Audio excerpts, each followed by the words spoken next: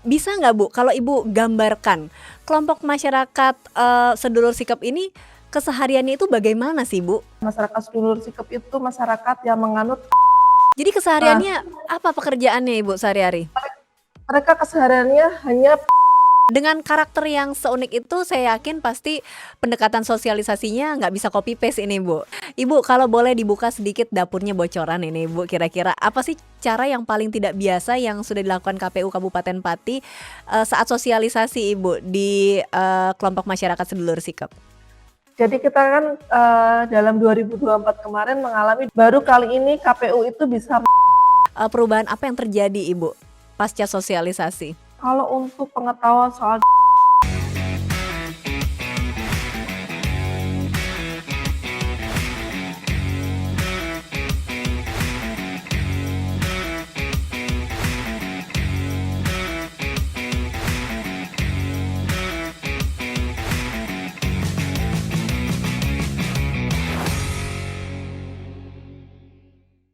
Halo teman pemilih, jumpa lagi bersama saya Nona Evita, host podcast KPU RI.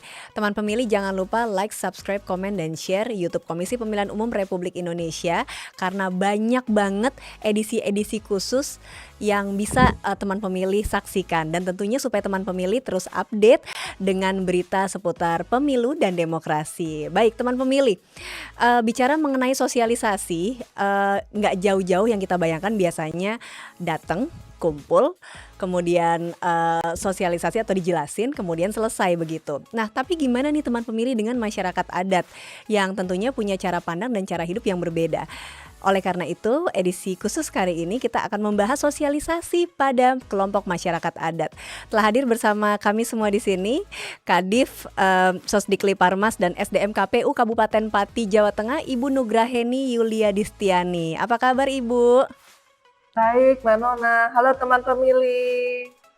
Baik Ibu, senang sekali Ibu bisa hadir secara daring Ibu dan sharing ini tentang salah satu kelompok masyarakat adat di Kabupaten Pati. Mungkin teman-teman pemilih penasaran ini Bu, ini kelompok masyarakat adat mana sih yang mau kita bahas? Oleh karena itu kita simak dulu tayangan berikut ini. Halo teman pemilih. Tahukah kamu, di daerah kita terdapat masyarakat sedulur sikep yang menganut ajaran Saminisme. Masyarakat ini tepatnya berada di Kecamatan Sukolilo dan tersebar di beberapa desa. Di antaranya Desa Baleadi, Sukolilo, Baturejo, dan Kedumulyo. Sebagian besar masyarakat Sikep berada di Desa Baturejo. Menurut pemerintah Desa Baturejo, Kecamatan Sukolilo, jumlahnya sekitar 1.800 penduduk. Atau sekitar 36,34% dari total penduduk desa. Kalau begitu, mari kita lihat lebih dekat lokasinya. Yuk, kita menuju Kecamatan Sukolilo.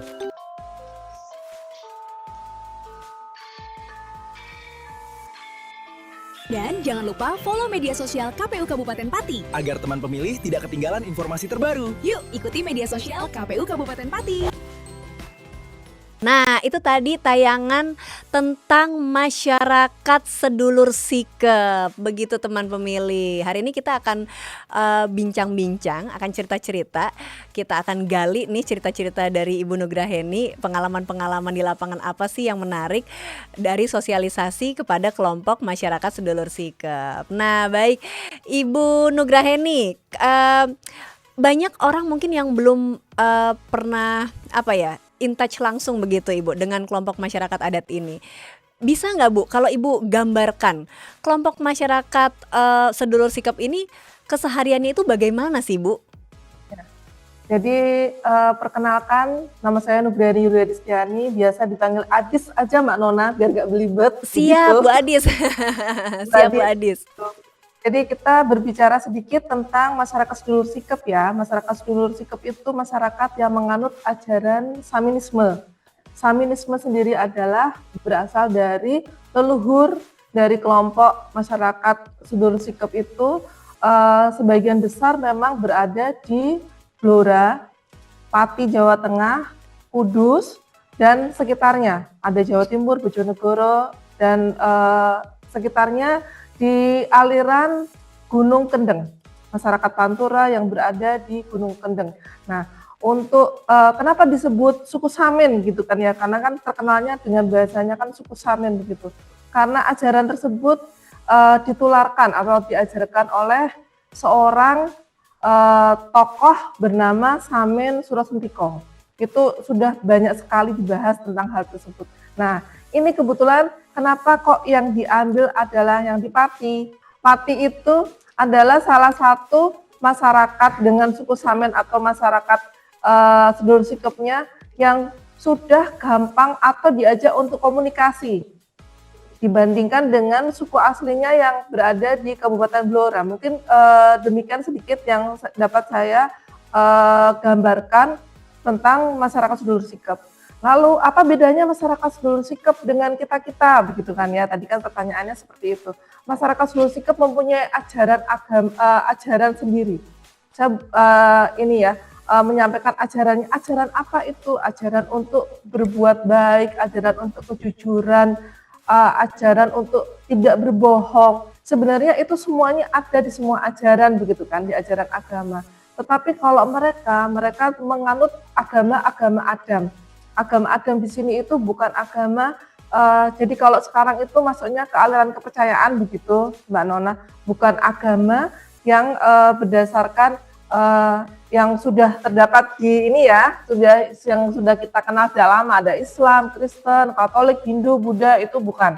Itu ajarannya adalah agama Adam, gitu yang dikenakan dengan ajaran-ajaran yang dari Mbah Samin Surasentiko tersebut sebagai kesehariannya mereka dalam menjalankan kehidupannya. Kehidupan yang seperti apa yang harus mereka jalankan, yaitu mereka tidak boleh menggunakan celana panjang. Salah satunya itu mungkin yang menarik atau yang bahasanya kemarin harus tersampaikan, extraordinary-nya apa, begitu kan ya.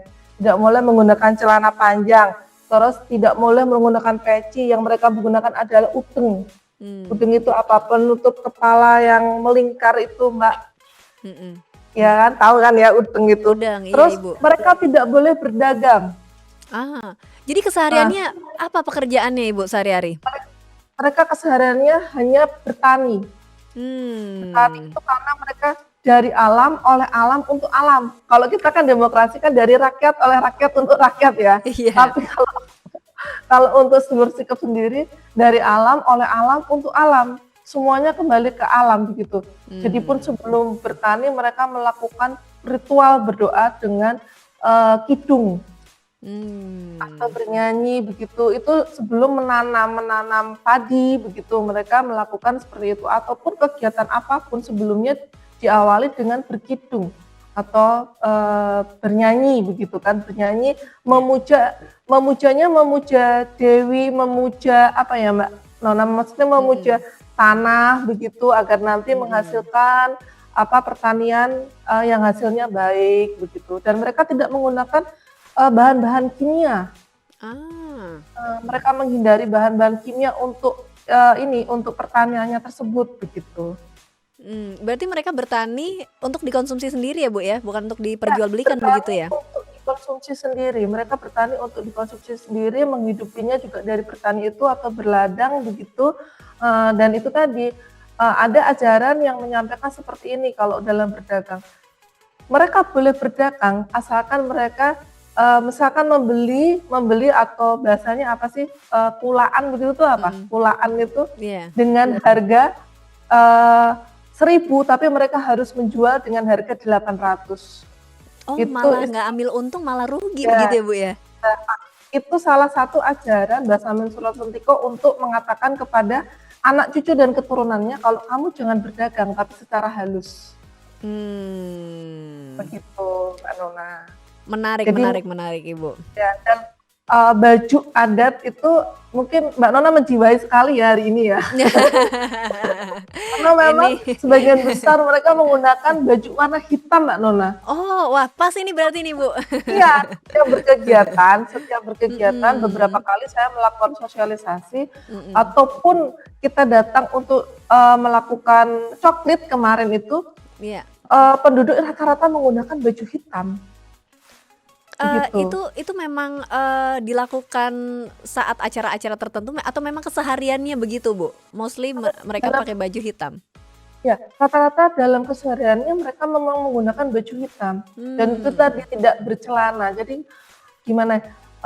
Sarung tapi yang selutut gitu. Oh iya, sarung selutut begitu ya Bu. Kalaupun celana tapi bukan celana yang celana panjang begitu, celana-celana zaman dahulu yang gombrong gitu tapi yang selutut gitu.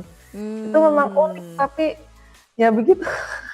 Luar biasa Ibu, dengan karakter yang seunik itu saya yakin pasti pendekatan sosialisasinya nggak bisa copy paste ini Bu, dari tempat satu kelompok ke kelompok yang lain begitu, khususnya kelompok Ya. sedulur sikap begitu. Nah Ibu, kalau boleh dibuka sedikit dapurnya bocoran ini Ibu, kira-kira apa sih cara yang paling tidak biasa yang sudah dilakukan KPU Kabupaten Pati saat sosialisasi Ibu di kelompok masyarakat sedulur sikap?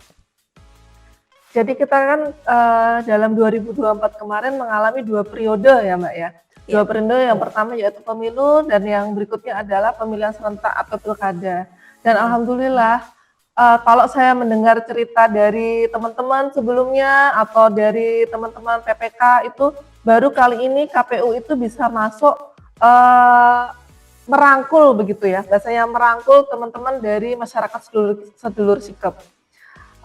Sampai kita dapat undangan secara khusus untuk pemilu 2024 itu di akhir Januari 2024 itu kita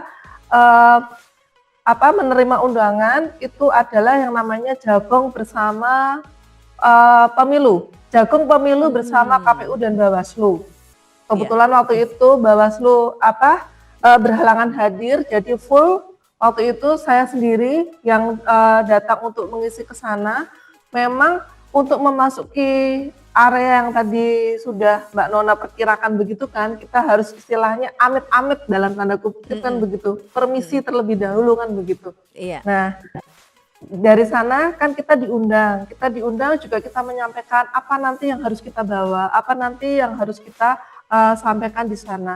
Karena Mbak Nona di sana itu mereka apapun bahasa yang kita gunakan, misalnya kita bertanya menggunakan bahasa Indonesia atau bahasa Jawa itu kan ada 2 bahasa Jawa Krama dan Ngoko. Bahasa Jawa. Nah, mereka akan menjawab dengan bahasa Jawa Ngoko saja. Tapi mengerti bahasa Indonesia, mereka mengerti, tapi mereka nanti akan menimpalinya atau menjawabnya itu pasti menggunakan bahasa Jawa Ngoko. Kalau di Jawa Tengah sendiri bahasa Jawa Ngoko itu kesannya itu bahasa Jawa yang kasar begitu Mbak, bukan bahasa Jawa yang halus. Itu merupakan bentuk istilahnya memang perlawanan begitu kan. Kalau saya menggunakan bahasa itu saya tidak mau di bawah turunan pemerintah Belanda zaman dulu itu karena menggunakan ajaran Basamin itu. Nah waktu itu kita datang ke sana kita diminta untuk membawa tumpeng. Untuk tumpeng sendiri dan beberapa itu karena mereka ada acara itu Jagong pemilu itu bersama KPU itu dilanjutkan dengan melakukan kegiatan lamporan. Lamporan itu menggunakan obor begitu keliling begitu mengelilingi ada makanan, ada kayu gitu. Itu mengelilingi begitu gunanya mereka itu mendoakan semoga nanti pemilu itu berjalan dengan lancar. Nah, di sanalah akses kita untuk masuk Mbak Nona waktu itu. Kita memulainya akses untuk masuk meskipun waktu itu saya tidak, karena kan istilah kata saya kok menggunakan bahasa Ngoko kan sepertinya kan nggak sopan begitu ya Mbak Nona. Saya tetap menggunakan bahasa Indonesia dan bahasa Jawa Romo untuk menjawab gitu meskipun timbal baliknya itu.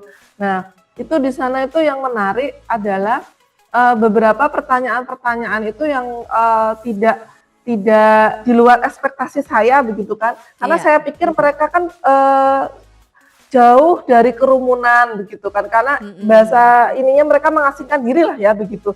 Tapi ternyata sekarang mereka sudah mulai untuk mengerti. Itu meskipun mereka tidak mempunyai pendidikan formal Mbak Nona. Luar biasa Ibu ya.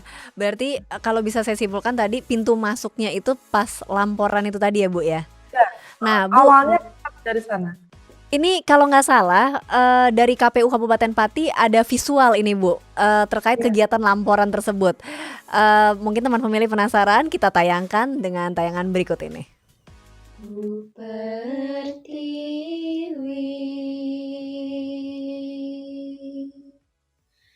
paring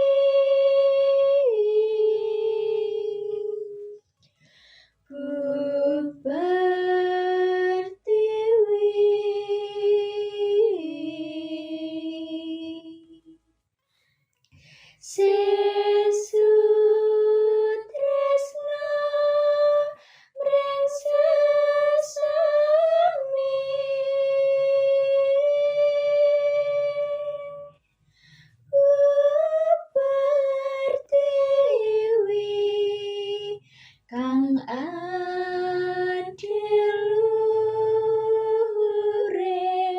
budi ayo sungkem ring ibu pertiwi.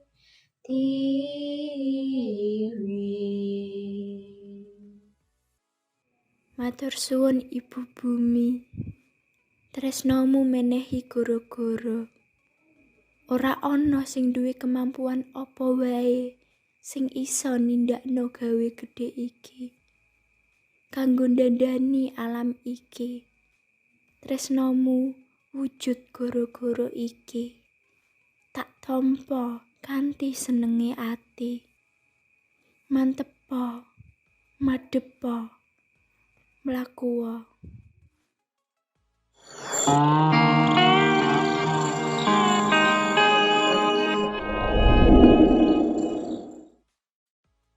Baik, wah, luar biasa ya Ibu ya tadi. Ini lamporan ini diadakan acara tahunan atau situasional atau bagaimana Bu? Atau ketika ada event aja begitu Bu? Jadi kalau untuk masyarakat Sedulur Sikep, mereka itu acaranya acara tahunan. Tahunan waktu itu acara itu ritual untuk mengusir hama sebenarnya, Wow. untuk mengusir hama kan. Mhm. Tapi kita diundang di sana itu untuk ibarat kata karena kan mereka peduli dengan alam, ibarat Oke. kata mereka akan pemilu itu harus aman dan mereka terhindar dari pemimpin atau pejabat yang nantinya akan merusak lingkungan hidup. Jadi mereka mengaitkan itu untuk apa? Laporan itu untuk kegiatan pemilu ke depannya seperti apa? Biar memilih pemimpin itu yang peduli dengan lingkungan, gitu Mbak Nona. Dari laporan tersebut menceritakan hal tersebut. Jadi sebetulnya kegiatan lamporan itu untuk mendoakan supaya terbebas tanaman terbebas dari hama atau pertanian terbebas Iya, dari hama iya, begitu ya Bu ya. iya, Tapi itu dipakai untuk sosialisasi begitu Bu. iya. Ini luar biasa loh Bu. Ini itu atau apakah awalnya memang plannya seperti itu atau berubah plan ini Bu di tengah-tengah jalan Bu? Ya waktu itu kan bahasanya kan memang jagung itu ngobrol. Jagung itu bahasa Jawa, bahasa Jawa Ngoko juga itu Mbak, jagung gitu kan. Itu kan artinya ngobrol. Nah, di sana memang tulisannya cuma jagung pemilu. Nah, konsep acaranya itu karena kan sebelumnya kita berusaha untuk masuk teman-teman PPK memang ada PPK atau PPS yang kita ambilkan dari masyarakat Sedulur Sikep yang sudah berpendidikan formal begitu. Untuk apa tujuannya Mbak Nona? Agar kita akses masuknya itu mudah.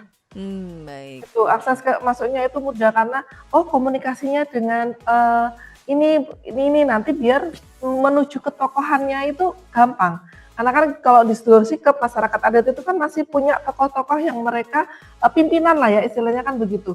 Nah itu di sini itu ada namanya Mas Gunrotno itu tokoh Sedulur Sikep yang kemarin juga mungkin Bu Akmal sudah cerita sedikit ya tentang sosialisasi Sedulur Sikep itu.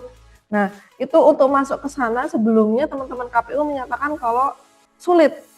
Nah kita berusaha untuk memasukinnya itu dengan melakukan itu Mbak pendekatan secara personal. Baik Ibu. Artinya di Nah, sini pendekatan kepercayaan terhadap tokoh tertentu itu menjadi kunci ya Bu ya. benar. Kalau di masyarakat adat memang rata-rata yang saya lihat di Sedulur Sikep memang dari tokohnya. Dari Baik. tokohnya, kalau beliau pimpinannya itu bilang A, pasti nanti semuanya akan mengikuti. Begitu. Baik Nah, Ibu. jadi kita masuknya dari sana. Menarik Ibu. Bu, kalau kita bicara angka-angka saja itu mungkin terasa hambar begitu Ibu. Kira-kira dari sosialisasi yang kemudian juga menggandeng begitu tokoh masyarakat adat setempat begitu. Apa perubahan yang terasa Ibu Misalnya nih Bu, yang sebelumnya mereka nggak pernah datang ke TPS, kemudian sekarang mereka datang, atau mereka mulai aware ini Bu, ada apa namanya, aware tentang pemilu begitu Bu. Bagaimana Bu kira-kira? Apa sih yang perubahan apa yang terjadi Ibu pasca sosialisasi? Ya, jadi sebenarnya kalau untuk pengetahuan soal demokrasi, soal pemilu, mereka sudah paham ya, sudah mengerti begitu. Meskipun itu mereka tidak mendapatkan informasi secara formal begitu, karena kan sekolah saja mereka tidak mendapatkan pendidikan formal. Mereka kan sekolahnya kan sekolah diajarkan oleh orang tuanya sendiri. Nah, tetapi mereka sudah kalau untuk ini sudah mengetahui secara pasti siapa yang jadi paling gampang itu kalau melakukan sosialisasi adalah ketokohan ya Mbak. Maksudnya begini, siapa yang menjadi calonnya kan begitu ya kalau kita sebagai ini. Terus kapan untuk tanggal melakukan coblosan, kapan mereka harus datang ke TPS, kan sosialisasi ke masyarakat adat itu kan yang penting-penting kan yang itu kan yang harus kita untuk meningkatkan partisipasi kan begitu. Nah, Ya. dari kita melakukan laporan maupun sosialisasi yang KPU Kabupaten Pati bersama KPU Jawa Tengah kemarin gitu, responnya sangat positif dan jumlah partisipasinya juga menunjukkan yang peningkatan yang lumayan signifikan. Hmm. Meskipun sebelumnya waktu teman-teman melakukan coklit seperti itu, pemeliharaan data pemilih sempat beberapa ada penolakan, meskipun penolakannya itu ini pada mau diapain kita gitu loh Mbak bahasanya kan. Kalau coklit kan didatengin orang begitu kan. Nah, itu tapi ada di dokumentasi kita kalau kita berhasil melakukan coklit begitu ke teman-teman sedulur sikap, masyarakat sedulur sikap begitu Mbak Nona. Baik, Bu, saya ngebayangin ya Bu, di kelompok masyarakat adat sedulur sikap begitu, dengan cara pandang dan cara hidup yang berbeda begitu Ibu. Pasti ada sejumlah tantangan yang dihadapi di lapangan. Apa saja kira-kira tantangannya ini Bu? Bukan hanya secara teknis ya Bu, tapi secara dalam konteks sosial budaya Bu. Ada beberapa tantangan yang kalau misalkan kita undang begitu atau kita melakukan sosialisasi ke sana.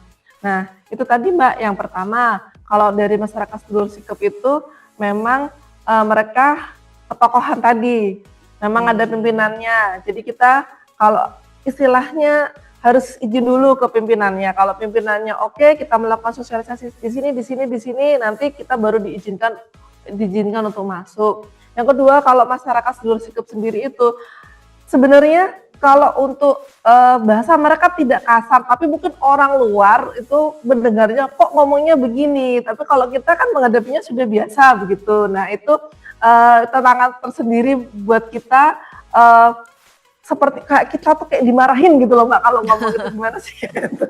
Tapi sebenarnya tuh enggak gitu kan, karena itu memang sudah adatnya dia ngomongnya ya dalam tanda kutip kan kenapa kok mereka nggak mau disebut suku Samin itu kan konotasinya kan jadinya kan akan negatif kan begitu, makanya mereka ingin menyebut dirinya kan sedulur sikap begitu. Nah itu salah satunya orang yang menganggap itu suku Samin seperti itu karena itu tadi ngomongnya itu begitu gitu kan. Kalau A ya sudah A, mereka tidak mau yang B. Nah terus salah satu hal yang menarik lagi waktu kemarin kita sempat mengadakan sosialisasi, kita mau undang mereka untuk gendingan untuk melakukan tadi kidung itu ya Mbak Nona. Nah kita kan sebagai di sini kan mau ngasih fee atau uang jajan buat anak-anak sedulur sikap begitu kan ya Mbak Nona ya. Di sana kita benar-benar ditolak Mbak Nona, mereka tidak menerima fee seperti itu. Tapi mereka mintanya kalau memang mau ngasih itu mereka mintanya dari sedulur sikap dikasih sesuatu yang itu untuk kemasyarakatan bersama. Waktu itu biasa. mereka mintanya apa coba Mbak Nona? Apa Bu kira-kira Bu? Pupuk mungkin untuk bertani? Mereka Atau minta kartu. minta apa Bu? Maaf. HP. Oh, minta HP. Oh, kabel, minta kabel. Kenapa kabel Iya. Ibu? Di sana mereka ada rumah adat namanya rumah adat Sonokeling. Dan belum ada listrik yang memang jauh ke dalam untuk pal listrik jalan sampai ke rumah Sonokeling itu belum ada ininya, belum ada kabel listrik yang masuk ke sana.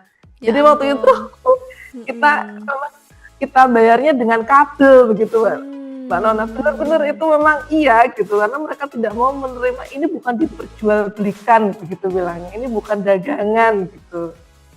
Benar-benar Ya, komunitasnya erat ya Bu ya, dan mereka saling care begitu satu sama lain ya Bu ya, luar biasa sekali. ya, Dan itu untuk nilai-nilai ini yang sudah luntur begitu Bu belakangan ini ya Bu ya, yang harus dilestarikan tentunya, karena ini ya benar-benar nilai yang baik untuk diterapkan begitu.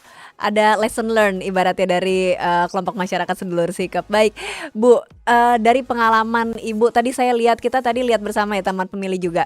Dari tayangan-tayangan tadi Ibu terjun langsung ibaratnya untuk melakukan sosialisasi ke masyarakat sedulur sikap. Bu, kira-kira berubah nggak jadinya Bu cara pandang Ibu terhadap sosialisasi ke masyarakat adat?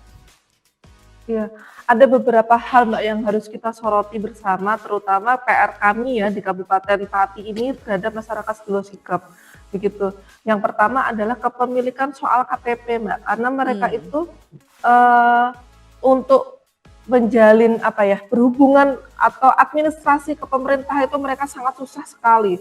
Bahkan untuk memiliki KTP yang menjadikan identitas diri mereka aja itu susah begitu. Nah, kedepannya kita akan menggandeng dengan Capil, Disduk Capil Kabupaten Pati itu untuk sosialisasi bahwa identitas itu penting, KTP itu penting, karena memang selama ini sedulur sikap itu mereka yaitu tadi mereka tidak mematuhi, bukan tidak mematuhi ya Mbak, istilahnya tidak aturan kita sendiri, kita punya aturan dan prinsip sendiri gitu. Kalau dan masyarakat pun tidak harus memiliki KTP begitu. Tapi kan sekarang kita sudah hidup di era yang seperti ini. Kalau mereka tidak memiliki KTP, bagaimana nanti mereka akan memilih? Iya. Nah, itu bagian nanti yang kedepannya akan kita sosialisasikan lebih bahwa identitas itu sebagai warga negara Indonesia itu penting begitu. Terus berikutnya Mbak Nona, ini mumpung udah tersampaikan di sini, untuk regulasi tentang itu tadi yang sedikit saya spill untuk penyelenggara. Untuk penyelenggara nanti dari PPK sampai ke tingkat KPPS begitu. Kan selama ini kan tidak ada aturan tentang masyarakat adat ya. Sebelumnya kita kesulitan tentang yang ada kan yang di Papua itu ya Mbak, yang noken gitu aja kan. Kita kesulitan tentang kemarin mencari petugas begitu KPPS terutama, karena jumlahnya kan cukup banyak kalau untuk KPPS di Pati, karena DPT Pati sendiri besar 1 juta lebih. Itu yang petugas KPPS di desa-desa seperti Batu Rejo itu dengan jumlah masyarakat sedulur sikap yang paling besar. Terkendala soal apa? Soal ijazah Mbak Nona. Soal ijazah, ya soal ijazah. Kan kalau di aturan itu di PKPU kemarin kan disampaikan ijazah minimal nyari dulu yang SMA, lalu turun ke SMP kan begitu. Nah, ini sedangkan masyarakat sedulur sikap begitu, itu di satu desa itu atau di satu lingkup TPS itu kemarin kita benar-benar susah mencari yang ini masyarakat asli begitu istilahnya begitu. Padahal itu pun harus kita manfaatkan karena kesadaran berdemokrasi mereka semakin tinggi begitu Mbak Nona. Baik Ibu. Ibu luar biasa sekali Ibu cerita kita pada episode kali ini tentang masyarakat sedulur sikap ya Bu ya, dan juga sosialisasi pada masyarakat sedulur sikap. Yang bisa saya tarik kesimpulan adalah masyarakat sosialisasi itu bukan hanya sekedar datang dan ngomong-ngomong aja begitu Bu, tapi juga membangun kepercayaan, betul nggak Bu? Membangun kepercayaan, khususnya kan kita harus reach dulu tokoh masyarakat di kelompok masyarakat sedulur sikap ini begitu. Baik, Ibu terima kasih sekali Ibu sudah berkenan hadir secara daring dan sharing cerita-cerita pengalaman menarik seputar kegiatan sosialisasi pada kelompok masyarakat adat sedulur sikap Ibu. Semoga ini semua menjadi pembelajaran bagi kita Bu, agar sosialisasinya semakin inklusif ke depannya. Terima kasih Ibu Adis, sampai jumpa teman pemilih.